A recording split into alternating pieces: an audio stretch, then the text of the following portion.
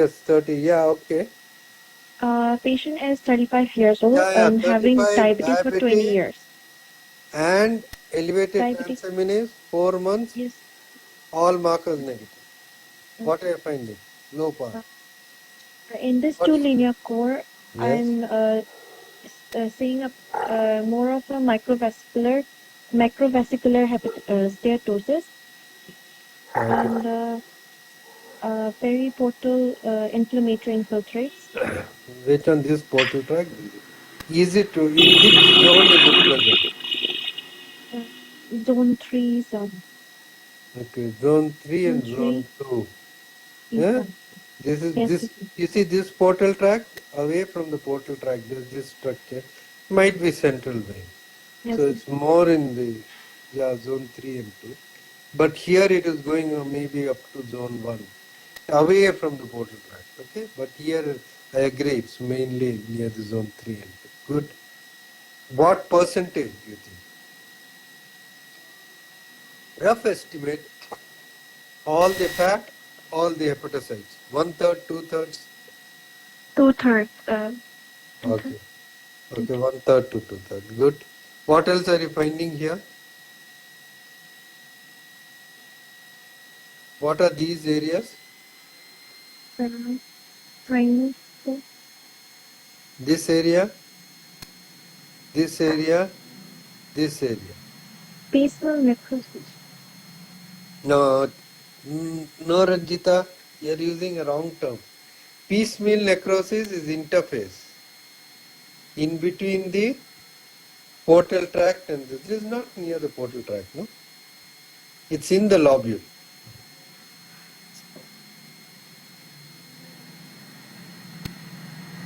Let's ask Therese. Yes, sir. That is lobular inflammation, sir. What is it? But lobular inflammation is right. But what term will you use? What kind of lobular inflammation? Spotty. Huh? Spotty. Yeah, who's that? Ah, Ranjita spotty. Okay. This is spotty. I agree. This is a bit of a confluent, maybe 2, 3. Small foci of confluent. This is spotty. This may be spotty.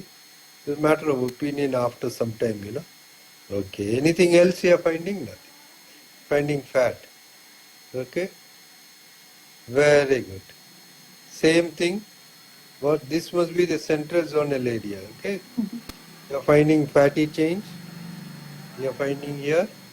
It's a little, maybe 2, 3. You want to call it small foci confluent. It's well and good. Spotty necrosis. Here spotty. I hope all of you are identifying, able to identify this. Okay. Good. Right. This is a fatty change. Right? Yeah, there must be some fibrosis that's going on here. And look at this. It looks like almost like a Mallory's island here. Right. This is okay. Right? Okay, this fibrosis. See, Masson's trichrome, this is the portal tract. This is away from the portal tract. There's some fibrosis even in the centrizonal area. Okay, and you're finding fat. And in Masson's it shows that at least in this, the fat is away from the portal area. Okay, right? There's fibrosis. And fibrosis, you see, it's encircling some hepatocytes. Okay. So, any other investigations? What is your diagnosis? I'm considering, since the patient is diabetic for 20 years, I'm considering it can be associated with metabolic associated liver disease. Okay, metabolic associated liver disease. Okay. Aska, what do you think it is? All of you agree? What she told? Yes, I think it is a fatty liver disease. It is a fatty liver disease. We have to see whether it is an alcoholic or Is there a non-alcoholic. steatohepatitis or not? The steatosis is seen. Is there? Is there a hepatitis or not? No. wasn't there. Couldn't see much of ballooning or any change except for the Amount of macros. inflammation, no? Yes, Total inflammation was inflammation. Okay. All right. Now you see, so there is some amount of hepatitis. Okay, and let us see this. See, this cell is balloon, no? Which is intel. See, this is larger than the normal hepatocyte. This is because of fat. There is a difference between those with fat and without fat. See, for example, I'll show you the other one. We'll see the other case I'll show you. You have to identify. This is all enlarged because of fat. There are some cells which are, you see, where the Mallory's hyaline was there. See, the nucleus is rounded, not pushed to the periphery. This would be a balloon cell. Okay, see, this is a balloon cell here. Okay, this is a balloon cell here. So, whenever the vacuole is sharply punched out, is likely to be fat. When the it is enlarged with the nucleus in the center, it's likely to be a balloon cell. Okay? So that's how you identify. So anyway, this is NASH. So what is fatty liver, Bhavya, and how much of fat is abnormal in the liver? How much of fat is abnormal in the liver? And if somebody says fatty liver, what does it mean? What fat is there? More than 5%. Okay, and what is fatty liver?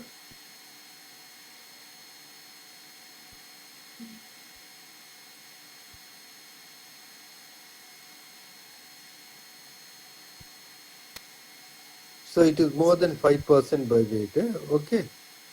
And so it is actually accumulation of triglycerides in hepatocytes. So accumulation of fat in hepatocytes is called steatosis or fatty liver. So that should be the definition. And what kind of fat? It's predominantly triglycerides, not lipoproteins, not VLDL, not free HDL or something like that. It's mainly the triglycerides. Okay, in the hepatocytes is steatosis, more than. Anybody can tell why it is 5%? Why not 10%? Why not 2%?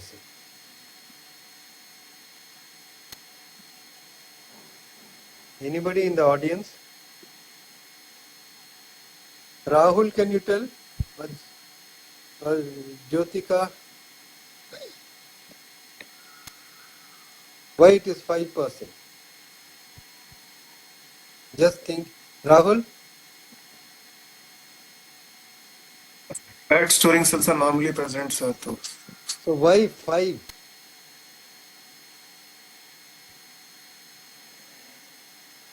Well, anyway, there have been lot of studies. Some are biochemical studies, some are histology studies, and some are imaging studies.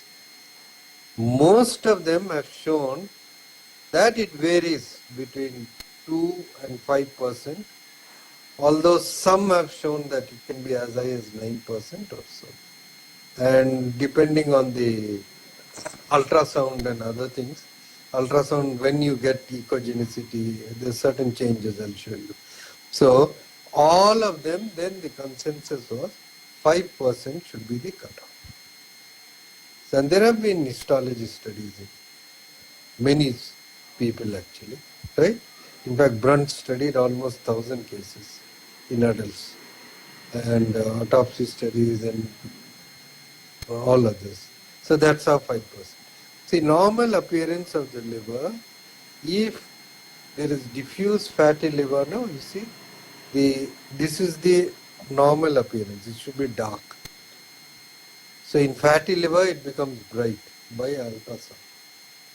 So that is the echogenicity will exceed that of the normal liver or that of the right kidney or one of the kidneys, adjacent kidney, they will see, or the spleen, they'll compare and see if the echogenicity is increased or more bright, then it's fatty liver. And if you are a radiologist, you'll know how to grade how much it is.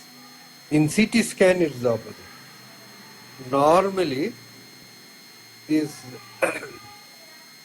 so you see, this is the normal bright thing, this is fatty liver. See? So you compare with that, it becomes little dark. So you compare with the attenuation what you get in the spleen, it is more darker. So then you say that there is fatty liver. There are values, these are the Hounsfield values. We'll not go into the details today, this is not on fatty liver. So that's how people can diagnose. And of course, there's loss of signal intensity in MRI. We'll do that. But the sensitivity and specificity are not that good in ultrasonography compared to CT or MRI, but this is very easy. It's like a stethoscope for gastroenterologists. They do it and it's quite okay. Okay, so, but NAFLD means fat accumulation of liver in the absence of excess alcohol. 20 gram for men and 10 gram for women. And you have to rule out other causes of steatosis. So it is by a diagnosis of exclusion. So this is normal liver. So this will become fatty liver if it is more than 5%. Remains inside, it's quite okay. That's steatosis. But the moment there is inflammation, it becomes NASH. So all the spotty necrosis, ballooning, and so on and so forth, it becomes NASH. So if you see inflammation become that is what we do. That's the problem in this. And once there is inflammation, long time, there will be healing and repair. So there will be fibrosis and cirrhosis. So this is what you get in NASH, right? So fatty liver disease, steatohepatitis, fibrosis. We'll come to the terminologies now. So this is how it is, and it progresses. So mainly in zone 3, right? Fibrosis also in zone 3. Malary island you will get very little compared to alcohol. And you can get megamitochondria. Okay? So you get all these changes. Now many confuse between microvesicular and macrovesicular.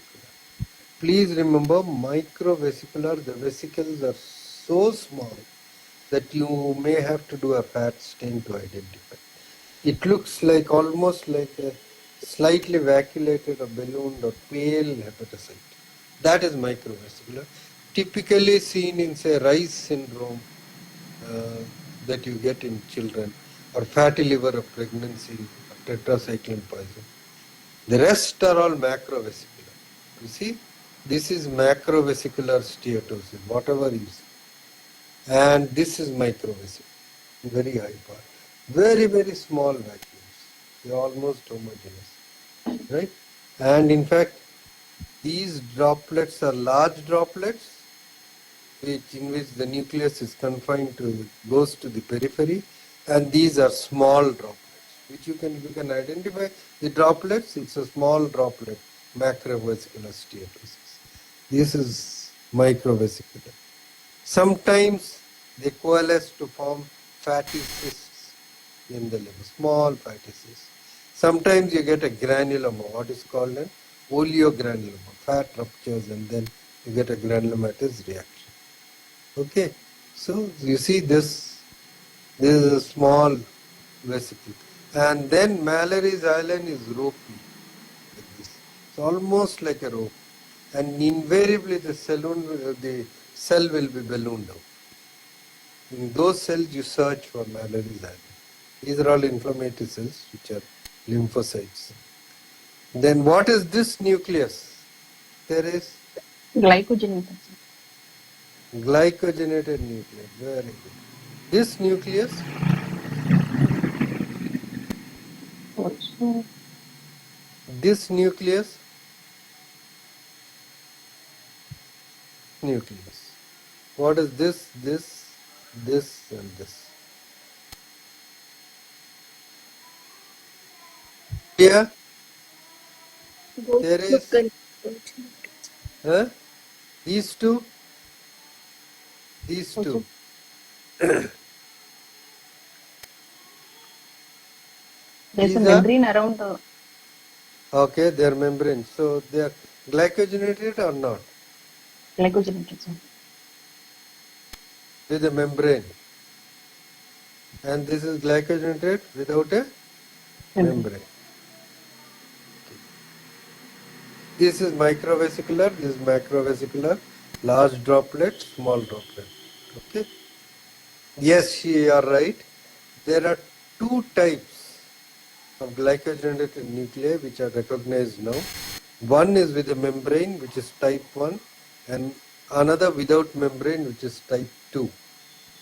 So this is type 1, this is type 2. Okay. And both nuclear inclusions you can get in a fatty liver and NASH. But in NASH, no, without the membrane is more common. It's almost 3 times higher. So if you get a case of NASH, you're likely to get this type 2 more than type 1. Okay. But if you compare normal individuals to NASH, you will get both of them. But if you take all the NASH cases, this will be more than this. So this is something for you all to, something new that you know. What are these structures? Yes, Jalis, what is this? Jalis? So, like,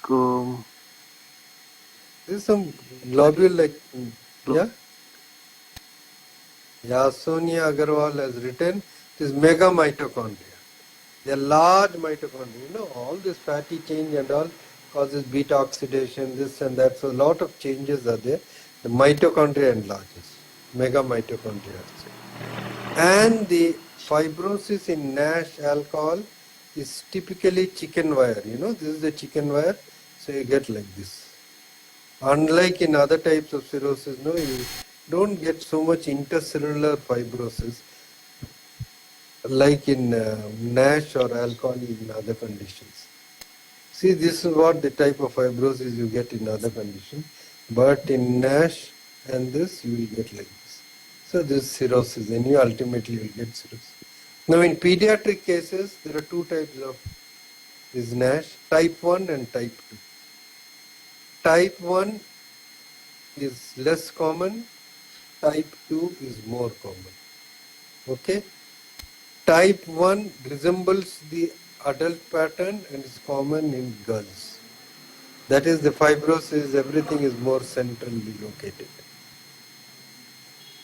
Type 2, you get more fatty change, but fibrosis is mainly portal based. Type 2 is more common in boys. Right? So type 1 is like adults, more in girls. Type 2 is mainly portal based, more common in boys. But in many cases there will be overlap between the two. Remember this in pediatrics. So the grading of NASH is done by steatosis, ballooning, inflammation. State Bank of India, SBI, you remember? You'll never forget in your life. Steatosis less than 33, 33 to 66, 66. Ballooning minimal in zone 3, present in zone 3, marked in zone 3. Balloon. Lobular inflammation, how much it is there, okay?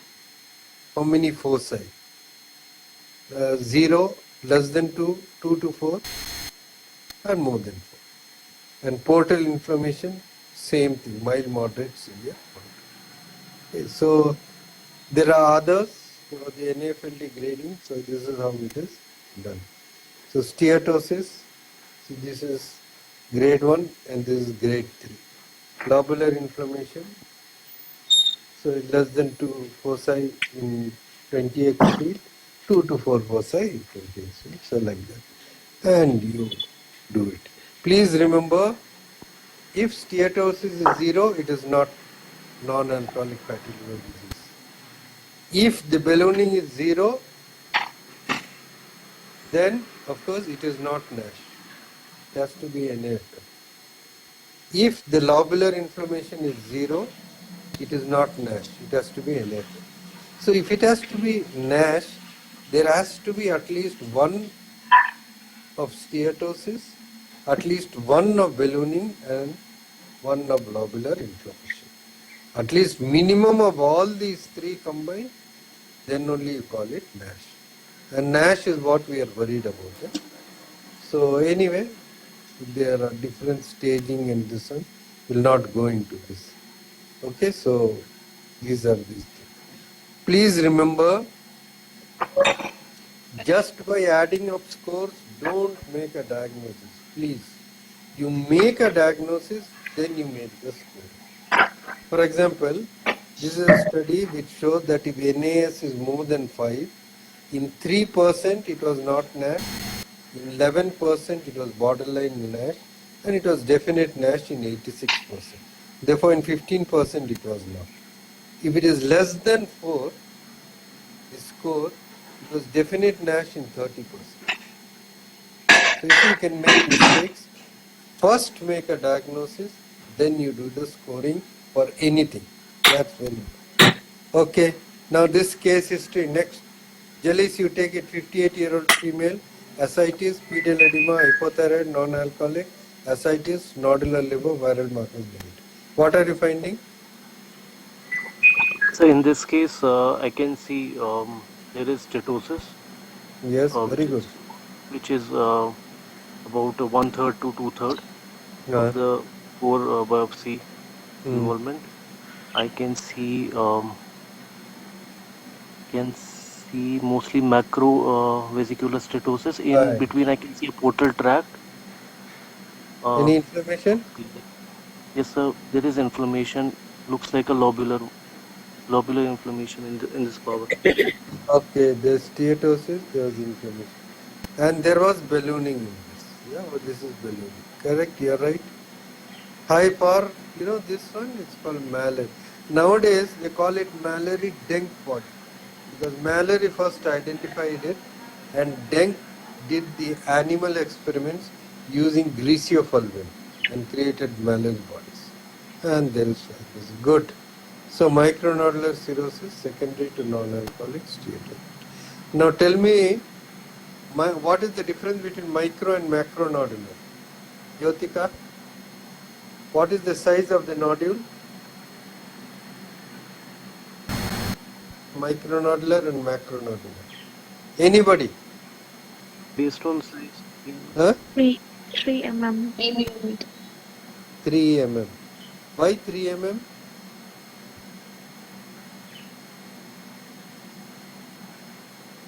Size of a lobule is about around 1 mm. So why not less than 1 mm?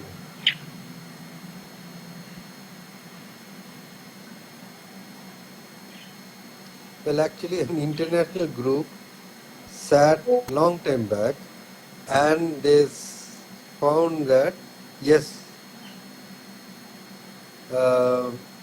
they said that if you make 1 mm, everything becomes macronodular.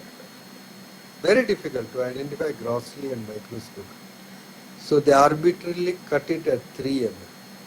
And they said whatever is below 3 mm is micronodular, whatever is above 3 mm is macronodular.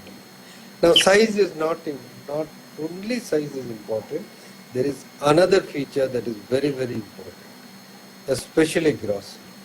This was a WHO committee held by P.P. Anthony Ishak, and my teacher, Dr. Nayak, was also there, and Scheuer was there, Peter Scheuer.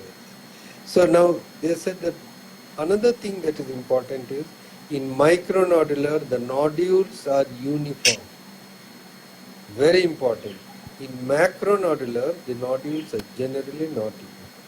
So as a postgraduate, you must say less than 3 mm with uniform nodules. Diffuse uniform nodules. Macronodular are more than 3 mm. Generally, the nodules are not uniform. One will be 4, one will be 6, one will be 8. Here, if it is 2 mm, most of them will be 2 mm. Okay? And mixed, when do you call it mixed? When there is 50-50% of macro and macronodular. Right? So that is important. Micronodular, alcohol, NASH.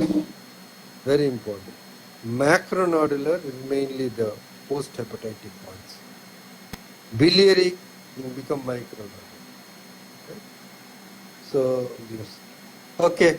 Teres, tell me which of these adipocytes are larger, A or B?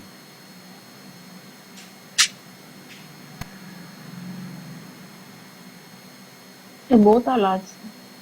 Which is larger of the two? You have to guess. B.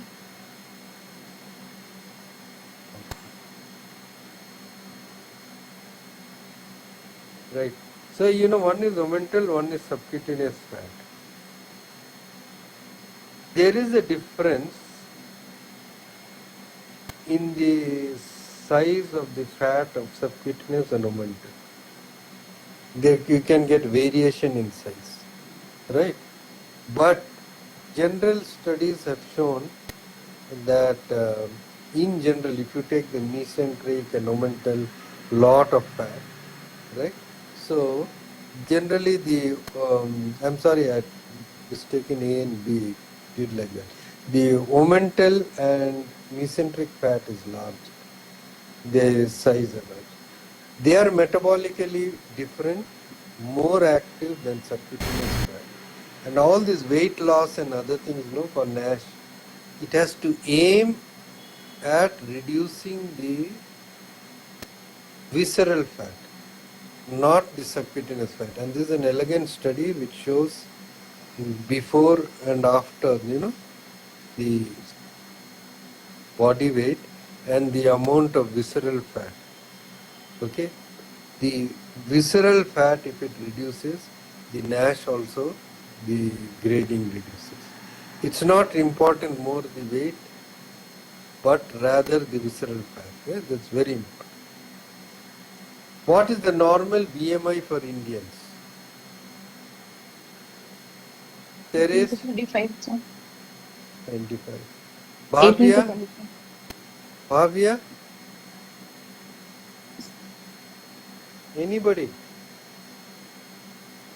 Anybody in the audience? No answer, sir.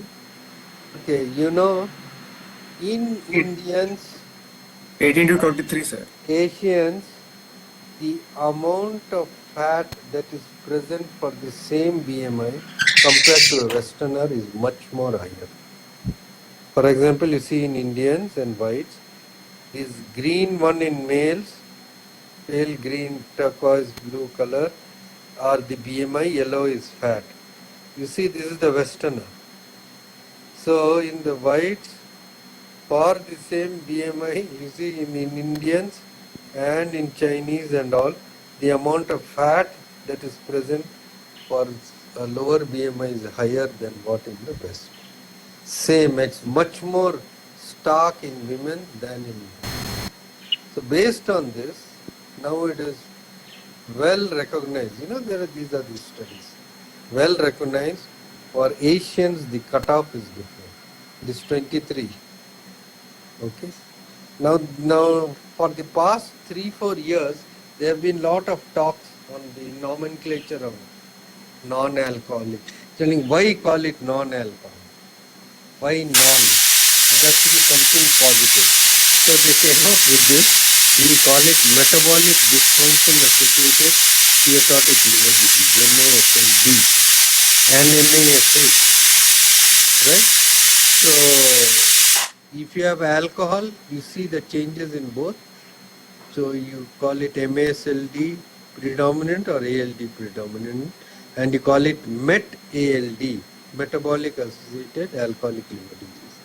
Okay, so this is the new nomenclature that is coming.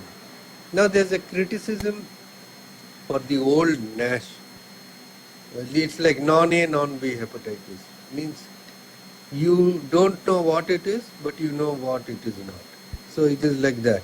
So why have non? It has to be something positive. But now those who are critical of this new nomenclature say, so what? Many things are non-Hodgkin's lymphoma. Is that. So what is there in that? You are not saying that it's nothing positive, but you call it non-Hodgkin's lymphoma. There are other many diseases with the word non in that. But anyway, most of the associations have agreed to change to the MASLD nomenclature, and so that is what. Somebody has raised a hand. Rose, anything? Okay. So now please remember the criteria. There has to be 1 out of 5. BMA 25 in Westerners, 23 in Asia. Please remember that. Waist circumference 94 in males and 80 in females. Earlier it was 102, but in Indians it is reduced to 90 and 80. Okay. Then the fasting, blood sugar, then triglycerides, blood pressure, HDL and all. So pediatric criteria are similar to that. So this is the new nomenclature. If you want to use, I think Ranjita used this term. So this is what will come. Now 48-year-old male in hepatic coma died after being admitted. Yes, what is it? You only continue here. Tell me. See? Balloon degeneration stain. No, oh, I saw this one's face on the screen, so I thought that he's continuing. Okay, tell me, tell. What is, come on, tell me. Ranjita, Ballooning degeneration is there, sir, and yeah. Rahul, what are you seeing? Macrovascular steatosis. Huh? You're finding Macrovascular. macrovascular steatosis. And what are all this? Pink, all around? Mallory Haaland. Yeah, extensive Mallory Island. When you get this abundant Mallory Island, it is never NASH. You will never get that much Mallory dengue body. Never in NASH will you get that. Right? Please remember that. So this is likely to be alcoholic liver. And there is inflammation. Right? Fibrosis. So what else? You would like to know the levels of bilirubin, viral markers, serum lipids, anything else? You want to know the history of alcohol intake, no? So that's EGTs. yeah. And see, in this there was cholestasis. I don't know if you have noticed. Please remember, if there is cholestasis, no, please mention in the report. We'll come to that why it is important later. Okay. So please remember, these Mallory dengue bodies, they look like this. Alpha-trypsin bodies are rounded. This is ground glass hepatocytes. Okay. This is also Mallory dengue body. Rope-like.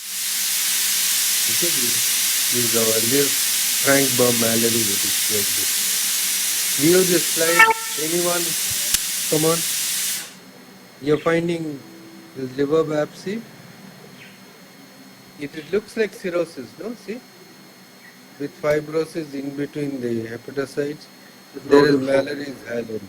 Yeah? Yeah? Found Yes. this? Abundant Mallory. Now tell me what is difference between that and this. Anybody from the audience? Anyone? Yes, there is Bhavya. Anybody? No answers. Huh? No answers, sir, from the audience. Azka, Jyotika, no one. See, what is striking between that and this? See this, and now see this. What is striking? There's Mallory's Island. Huh? So one is answered chicken wire fibrosis. Oh my God. No, anything else? See, this is what happens in pathology. Loss of No, hepatitis. oh my God. The main thing, look at Amitabh Bachchan. You look at the hero in that. What was the hero Steatosis in is that? not absent. Ah, most obvious thing is steatosis is not there. Looks like alcoholic, but there is no steatosis. So there is only one diagnosis. You have to ask one question. What is that? Alcohol history. There is no alcohol history. So why it looks like alcoholic? And it's cirrhotic in fact. Small nodules. Somebody has written Wilson's. Wilson's, yes, sir. Wilson's also has fat. You have to ask the age of the patient. You see this? Cirrhosis. There is abundant copper. Looks like Wilson's, no fat. This is Indian childhood cirrhosis. Right? In Indian childhood cirrhosis, looks like alcoholic liver disease without fat. Remember that. In fact, when from India these slides were taken by Dr. Nayak and shown to the pathologists in UK in their meeting, they all called it alcoholic,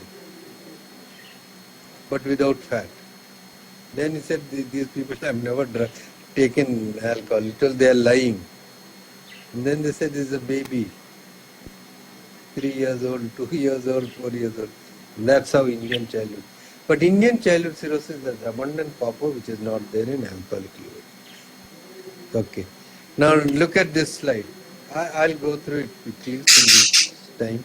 See, look at this. This is a balloon cell, but it's not vacuolated. It's encrusted with cholesterol and this fluffy thing. This is what is feathery degeneration. Feathery degeneration are nothing. They look like balloon cells, but wisps of cytoplasm inside. And there is cholestasis. This is canalicular cholestasis. This is cellular cholestasis. Right? So this is feathery change. This is the ballooning change. There's the difference. You don't have wisps of this, is more like filled with water. And this is another one, but in this, the difference between the others are, it's not that enlarged, but the margins are very crisp. This is glycogen storage. So look at the margins, look at the size, look at what is inside.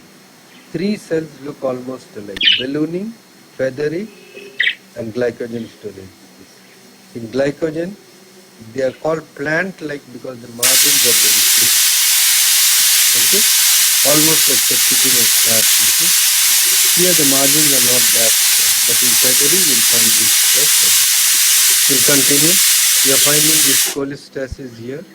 This is the portal tract, canalicular cholestasis, mild inflammation in the portal tract. This is bile in form. So all this is indicative of a large bile duct obstruction. When you find bile in forms, they are also called Charcot-Gumbalt necrosis. Okay. The other features in cholestasis that you can get are intraductal cholestasis, within ducts. Okay. And this inflammation, this feathery change and all, mainly in the periportal areas, are because of folate stasis. This color is bilirubinostasis because of the bilirubin. Okay, that's all. The other changes, look at the ducts, there may be inflammation. Okay, and then you can get ductular proliferation and onion skinning. Onion skinning, remember, you get in large bile duct obstruction, not necessarily because of primary sclerosing cholangitis. Okay. Now, how many bile ducts are abnormal? If you get more than 5 in a portal tract profiles, then it is abnormal. The second thing is, look at the bile ducts. If they have a lumen and they are quite regular, then they are called typical or type 1 proliferation. This is because of obstruction of cholestasis. If They don't have lumen.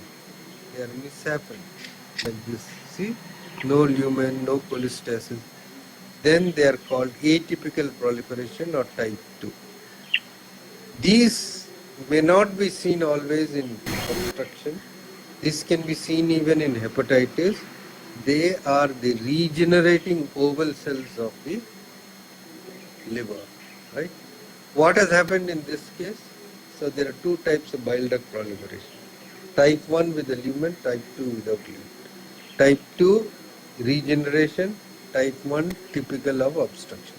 Now what is here in this, what is missing in this portal tract? Bile duct is missing. So this is paucity of bile duct. You get in long-standing obstruction, you get in Allergan syndrome, you get in chronic rejection, and so on. Count at least 10 to 20 portal tracts, each of them with an artery. If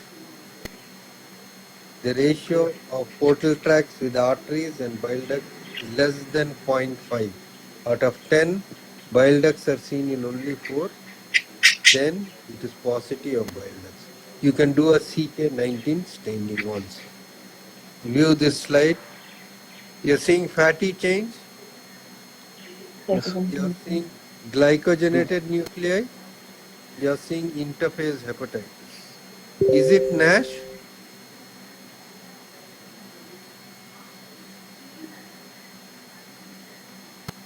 Yes or no? Anybody? No, See, sir. it looks like NASH. Why it is not NASH? You can get malarial. There is this slide. Ballooning. Abundant copper. This is Wilson's disease. Wilson's disease also can look like NASH. But there's lot of interphase hepatitis. NASH is mainly centrizonal. This is in zone 1, that is mainly zone 3. You can get glycogenated nuclei, right? And then you're finding lot of copper. So I've shown you 4 diseases which look almost alike with subtle changes. NASH, or you want to call it metabolic activated steatotic liver disease, alcoholic liver disease, Indian childhood cirrhosis, Wilson's disease. They almost look alike, subtle changes. In Indian childhood cirrhosis, you will not find fat, you will not find glycogenated nuclei, you will not find some interphase hepatitis, but you will find copper. In Wilson's disease, you find fat, glycogenated nuclei, interphase hepatitis. Not so much zone 3 changes or centrizonal changes. You can get malaries. In NASH and alcohol, they almost look alike, but in alcohol you get abundant malaries, cholestasis, etc. This is copper binding. So this is Wilson's disease. Male 28 diabetic, currently presented abdominal pain, ascites. Look at this. Inflammation almost looks like cirrhosis. But you see there is cholestasis here, no? See? This. Yeah? Or some brownish pigment is there, even in the bile duct. Abundant interphase hepatitis. Oh, this does not look like bile, it looks like golden yellow and granular. And there is cirrhosis, which is micronodular. Yeah, rounded. This is iron stain. Once again, look at this iron stain. These granules are again in the canalicular bone. What I showed you, no? You see in Wilson's also, it was once again in the canalicular bone. See this? All along the canalicular, not in the sinusoids. Same, most of these metals when you see, no, search for them. It's also present in the Kupffer cells, of course. Right? Abundant here in the cytoplasm, Kupffer cell. Right? Okay? It is present in the bile ducts. So, what is your diagnosis? Hemochromatosis. Hemochromatosis. Not hemosiderosis. Why?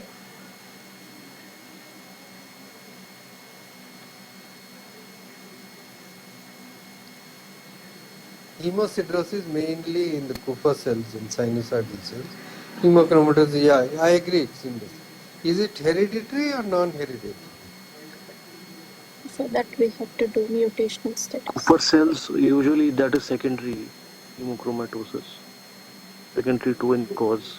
Is Could there be any, in histology, is there any, yes, Balamitra, you're right, hemosiderin is secondary to transfusion and all, so you get lot in the portal tract, it goes along the sinusoid, so it's taken by Kupffer cells.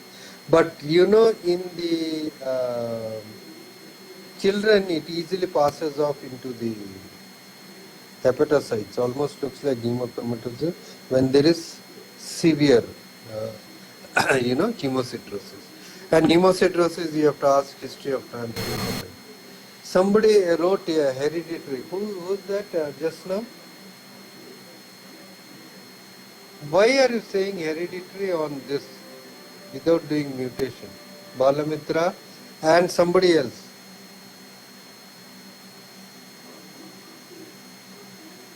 Is there any clue in histology that will suggest it is hereditary? Somebody said no. Sonal? Sir, yes, sir, they said hereditary, but they have not given the reason for that. Anybody can give a reason? There is one clue. If the bile duct epithelium contains iron, think of heredity. So in fact, look at this. Clearly the bile duct epithelium have got. This you will not see in hemosidrosis or hemochromatosis, which is non-hereditary. Generally you don't see. Right? Please remember this. So if you are many places you don't have the facilities, you can suggest, please do genetic studies. It's likely to be a hereditary in nature. Right? Okay? So remember that. Okay. What is this stain? Anybody?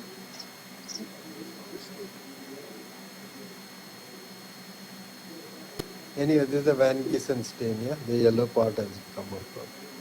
Okay.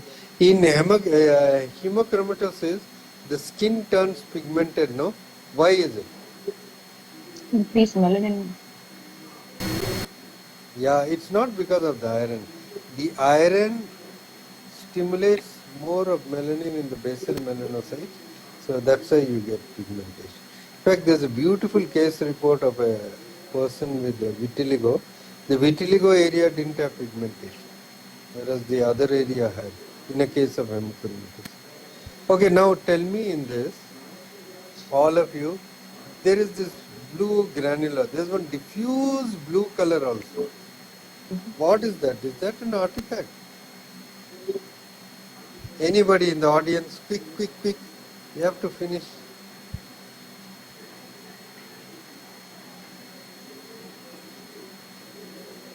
Anybody? Sonal, nobody is giving answer. No answers. No answers, sir. That diffuse blue color is because of ferritin. The granular color is because of hemosiderin. Okay? The diffuse blue color is because of ferritin. Remember that.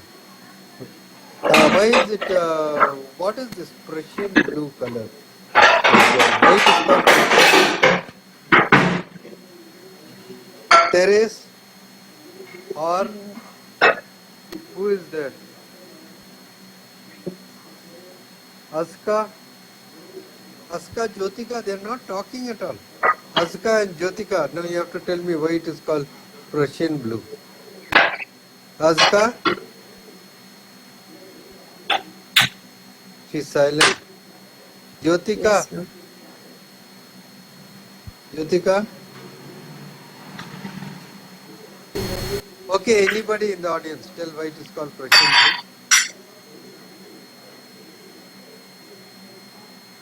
blue. No answers, sir. Okay. Well, Prussia is, it's not Russia, it's Germany and other areas a long time. It includes areas from Poland and many other places in the Europe, that area. And Prussian blue is because of the color of the uniform of Prussian. Because they have shades of blue, and this is the usual blue that you get in Prussian blue. So it's the color of the Prussian army, that's why it's called Prussian blue color and pearl stain. Many people call it Prussian blue stain. The actual term is pearl stain with Prussian blue reaction. Now somebody asked what is the difference between hemosiderin and lipofuscin. Lipofuscin is smaller, little brownish yellow. Hemosiderin is larger and granular. If you change the focus, it is refractile. And iron stain, that is lipofuscin. Okay. Thalassemia 1.5 years, blood transfusion, liver function test, HbSAg negative, HCV positive, HCV RNA positive. You see? So it's thalassemia who develop HCV chronic hepatitis. So why did they do a liver biopsy? See, in the liver biopsy, additional information is the amount of iron pigment that you see. See, this is in the cell and in the Kupffer cell, you're finding this. So this is, please remember, if you do Daske's pass, sometimes the proteins associated with this or other material can stain. So be careful, you don't overreact. And this is the fibrosis. Okay, so it gives grading, staging as well as hemosiderosis grading. Now, there are different types. We will not go into the details of all this. There is no time now. We quickly finish. So, please remember, the normal iron in liver is less than 20 micromole per gram of body. So, they calculate an index depending on the patient's age in milligram per gram or patient divided by patient's age, and then they tell you this. If in high power also you don't see granules, then it's grade 0. If you can see it in 10x or naked eye, it's almost, you just then it's grade 4. 25x, it is grade 3. You see 100x, it is grade 2, and 250, it is just easily, we can see some granules little bit, then it's grade 1. So that's all. And there are various ways you can grade it and add it. This is a 28-year-old, oral contraceptive for 3 years, fatigue, abdominal pain, elevation of transaminases, ascites. Now what are you finding? See, these large areas of fibrosis with this dilated vessel, and this looks like portal tract here, bile ducts here. Away from the bile duct, this must be the centrizonal or zone 3 area. See, this looks like some bile ducts here. We'll go under hyper. Yeah, this is bile duct. So this is away from the bile ducts. And look, there are some ductile-like areas here, dilated vascular channels, but they are empty and all the blood is here. Okay, look at this. Ductile-like transformation, sinusoid, and these RBCs here. These are the surrounding hepatocytes, centrizomal. All the RBCs are here, sinusoids are empty, fibrosis, extensive, and some ductile-like areas. But they are in the centrizomal. Right? See this. Extensive fibrosis, there is cirrhosis, zone 3, and these portal areas. So this centrizonal thing, see, almost you can see the space of Dissay is all fibrous. These hepatocytes are here, these sinusoids are dilated, mainly in the centrizonal area. So what are their investigations? This is hepatic venous outflow tract. So you will require a radiology. And please notice that in all these, sometimes the hepatic trabeculae are replaced by RBCs, sinusoids are empty. This is called red cell trabecular lesion. This is a portal tract, these are hepatocytes, this is the centrizonal area. Red cell trabecular lesion is typical of venous outflow. This can be seen either the hepatic vein is blocked or there is increase in right ventricular pressure as you get in congestive heart failure. Please remember, you can get similar features, but such extensive features are seen in hepatic venous outflow. View this slide, look at this. The only difference is here there is necrosis, hemorrhage, but it looks sharply demarcated. The portal tracts are absolutely empty. You see this? This you can get in shock. Any other condition? I told you right in the beginning where you can get necrosis which is sharply demarcated. Anybody? Do you recall? Drug-induced, sir. Drug-induced or toxic. Excellent. That's what you should think of. Hepatic venous, shock, acute right heart failure, or toxic. Very good. You give this 3 differential diagnoses, the clinician will work. Please remember, often you need not give the exact diagnosis. You narrow down the differential for the clinician, it will help you. Okay? Now see this portal hypertension. Looks almost normal, but no cirrhosis.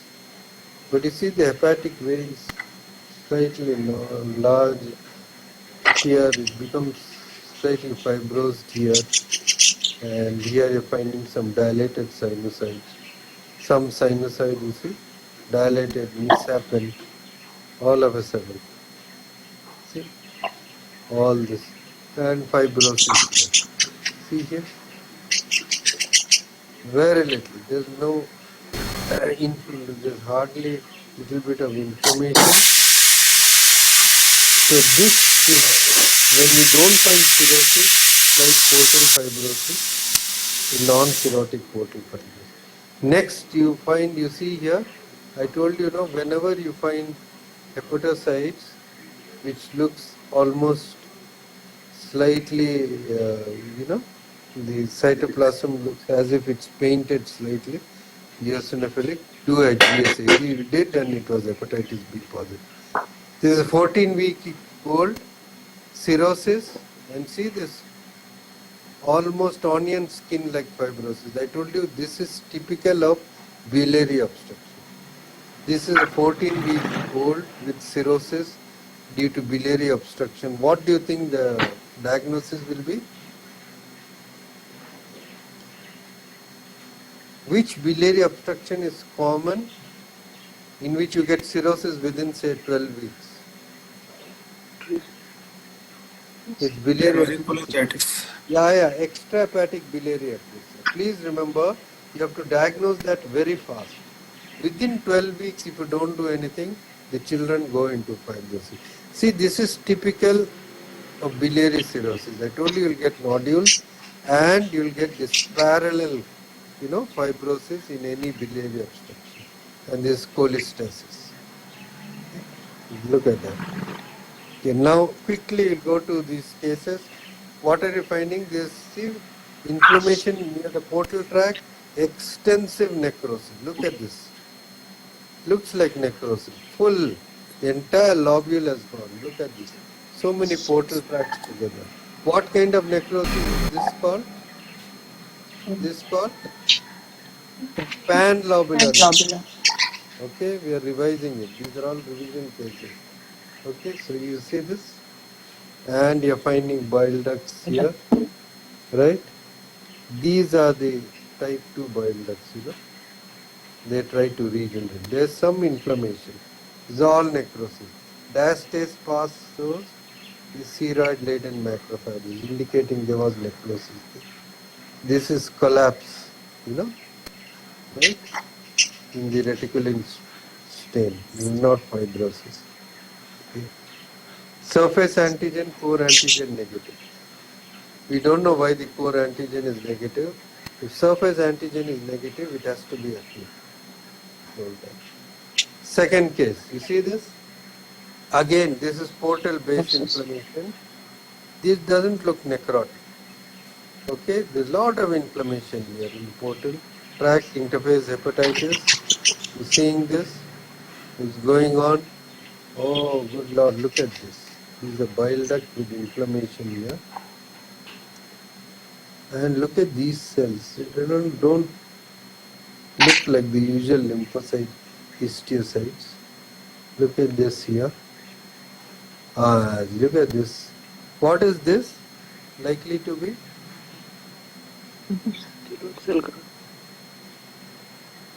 Yeah, it looks like a granuloma, no?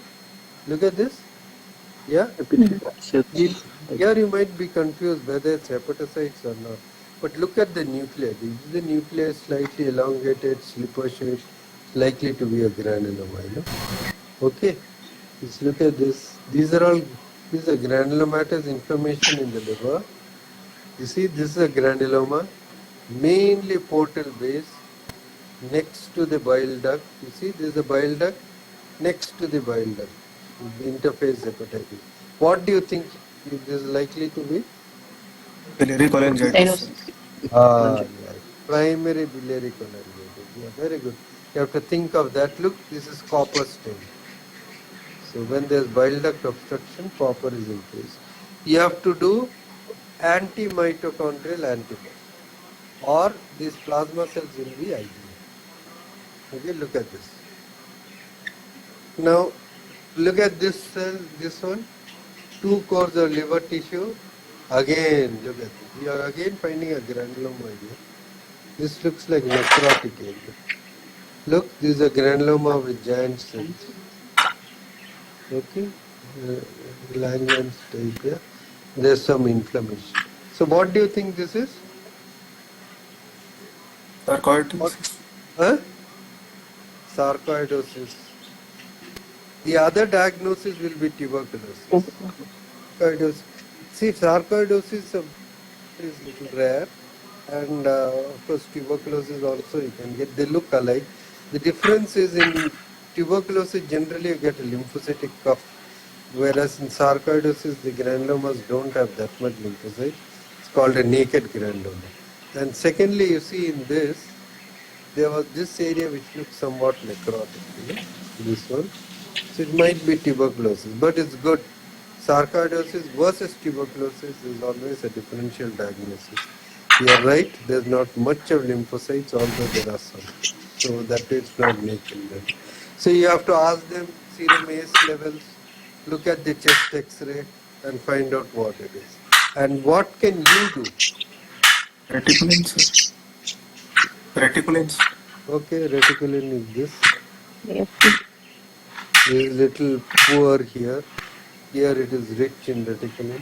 You know, in sarcoidosis rich in reticulin, whereas tuberculosis because of necrosis become little poor. So it doesn't help. So what else can you do? Do an A. CD34. Somebody has said, yeah, you can do CD4 stain, but you can do a AFB stain. Fortunately in this, there was one A. So this was actually a case of tuberculosis. What is this granuloma? Anybody? You get it in the liver, you can get it in the... This is a fibrin ring granuloma. Vanessa Sebastian is right. Fibrin ring granuloma, see this fibrinous, this pink material is fibrin. They are all histiocytes, predominantly histiocytes with the ring of fibrin. Some neutrophils you can get and very little lymphocytes. You can get, it was identified earlier in Q fever, Coxiella burnetii. So you can get in various other conditions, and nowadays we see it even in immune checkpoint inhibitors, no? The ipilimumab and nivolumab. So these are the drugs in which you can get in allopurinol, Hodgkin disease, hepatitis A, Epstein-Barr, fibrin ring. What is this granuloma? I showed you one. Anybody? Yes, this is a lipogranuloma oleogranuloma. If you find an oleogranuloma in the portal tract, think of ingestion of mineral oil. They take it as laxative and all that, no? Mineral oil, when they take, it's taken up, and then you can get these oleogranulomas in the portal. So that's why I'm showing. Okay? But here, this you can get in NASH, in obesity, diabetes. Now, this is one case. Look at this. Looks like cirrhosis, fatty things, bile duct proliferation. What are this? What is it? Huh? These are what are, yeah, these are Mallory Denk bodies. What do you think it is likely to be? So many Mallory Denk. Yeah. What is it likely to be? Alcohol. Yeah. You're likely to be alcohol. This is a megamitochondria. They have five. Okay. And there's fibrosis, chicken wire, fatty chin. And look, there is cholestasis. If there is cholestasis, please write it in your report. See, cholestasis. Very important. Why it is important, we'll come to it. And look, this is all the usual bile ducts. They are all mainly the typical bile ducts that are proliferated, like in cholestasis. These are the type 2 ones, atypical ones, trying to regenerate. Usually, we can't predict, but this is what they say that these are the ovals. So chicken wire. The reason is there is a alcoholic hepatitis, this score is there. So what they add in this AHHS score is they add the fibrosis, okay, 0 to 3, bilirubinostasis, which I showed you, none, canalicular or ductal canalicular, it is 1 plus, megamitochondria, 2 plus or present, whatever, polymorph, how much there is, and you add all the points. And this is the 90-day mortality. So, in an alcoholic liver disease, please look for fibrosis, look for cholestasis, megamitochondria, and polymorphs in addition. So, this is the message. Finally, look at this. This is another one full of inflammation. And we are finding, what are these cells? Yes, Bhavya. Last case, tell me, what are these cells? Huh? What are they? Anybody? Huh? What? What did she say? Hepatic rosettes. Hepatic rosettes. No. Hepatic rosettes is many hepatocytes together. This is individual cells Giant. which are large, multiple. Multinucleated. And hepatocytes. Two-tone giant cell. They almost look like, some look like two-tone. You look at this. Giant cell, 1, 2, 3, 4, 5 liters. Small there. 2, 3. This is giant cell hepatitis. This is a canalicular rosette. See, look, canaliculus. 1, 2, 3, 4 hepatocytes. With the small canaliculus, without bile.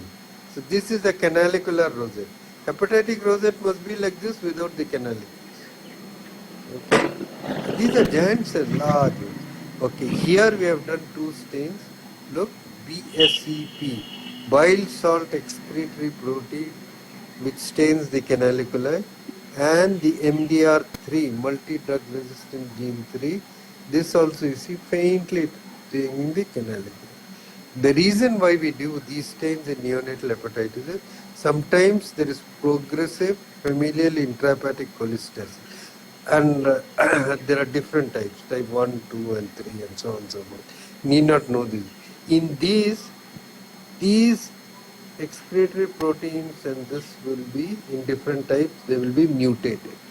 Once they are mutated, these canaliculi won't be stained. So that is why we do. Right, so this is the fibrosis. So we end. Thank you. This is marathon session of 2 days and I don't know how many, 6 hours of liver biopsy. Still, so I've tried to tell you something new, something there. Please remember, I've taught you some of the older things also. It's necessary when you're learning as a postgraduate, but things are changing. See, this is from, I think Denver, one of the places in US. I just put it up to show you between 2007 and 2008 and 17 and 18 recently, what are the methods by which they are doing liver biopsy. Earlier, it was percutaneous liver biopsy or CT guided or guided, image guided liver biopsies. In 2017 to 18, gradually, you see, the more of transjugular liver biopsies and EUS liver biopsies.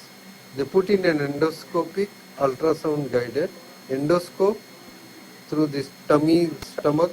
They'll put into the liver and take a liver biopsy like they're doing EUS for pancreatic and other lesions. Okay, they can do. So from percutaneous it's been shifting to EUS guided, ultrasound guided.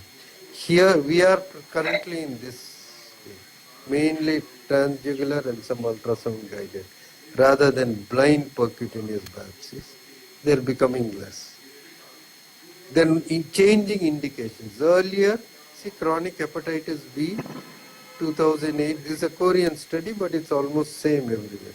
2008, 2008 to 12, a lot of hepatitis B, now it has decreased. Hepatitis C, now it has decreased. What has increased is NASH. You see, NAFLD, fatty liver, it has increased. Autoimmune hepatitis, it has increased. You see, alcoholic liver disease, it has increased. Autoimmune, it has. So nowadays, most of the biopsies are done for autoimmune, alcohol, NAFLD. That's why I gave almost two cases of each, so that your PBC, this and that, some idea you have, and you know. The rest, please look at chronic hepatitis, look at other lesions of liver biopsies, and hopefully you'll go back with a new outlook on liver biopsies. Thank you. This is St. John's and this is the institute where I am. Case 6 posted in the Telegram group. Wait, let me see. What was case 6? Case 6. Sonal, can you tell me the history? Sir, I'll see. Huh? Sir, I'm looking for it. Anybody of the children, anything you want to know? On liver biopsy, I'm sorry, I can't give you dinner. I would have if you were near my house. Sir, clinical history was male 32-year-old, presented with recent onset of fatigue and fever, mild elevation of transaminases, raised alkaline phosphatase, and ascites detected clinically. Okay. Let me see. Sir, that case 6 is the granuloma one. Granuloma, yes, sir. Oh, granuloma one.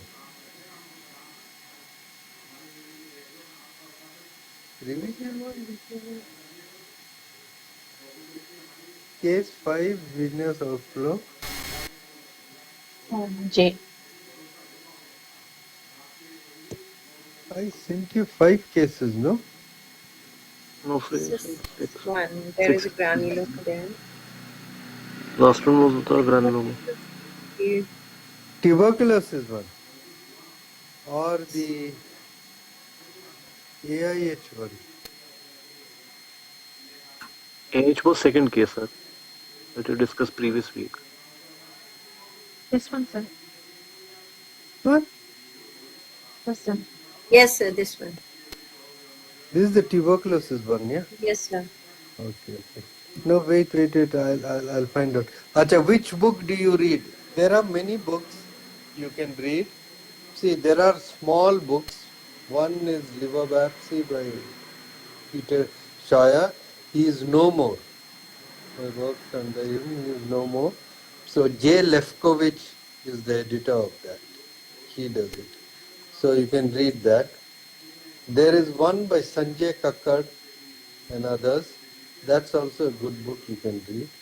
And the bigger book is Max Sween's Liver Pathology. That's a thicker book you can read. There are several other, small gastroenterology and hepatology, pathology books like those by Odzi and others. They also have chapters on liver biopsy. So these are the ones. And the best books, of course, are by looking at the slides. And many of these things, you learn by experience. Somebody teaches small things, like if you find in the bile ducts, pearl stain, think of this. If you are finding this, you think of that, and so on and so forth. So these are the other things that I would suggest that you do. Any other, what are the cases I sent? Cases for students. 1, 2, 3, 3, 4, 4 HP, 6. 6 is the tuberculosis, in which AFB was positive. 6 was tuberculosis. Okay. Anything else? Residents, so you all did well, and I'm quite pleased. Please show normal reticular pattern. Normal reticular pattern, I think I showed you.